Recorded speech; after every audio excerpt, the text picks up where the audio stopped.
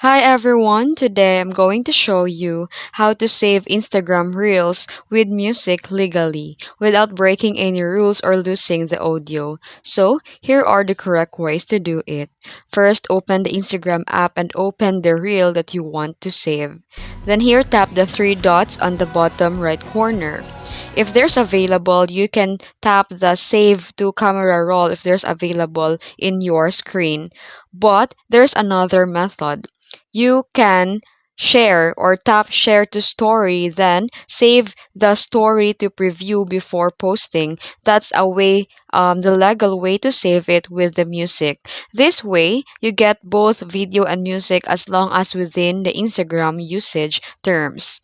And don't re-upload someone else reel without audio unless you have permission or it's a royalty free. This is just a reminder. And that's how you save your Instagram Reels with music the right way. If this video helped you, make sure to like and subscribe and hit that bell icon for more tips and tricks. Thanks for watching.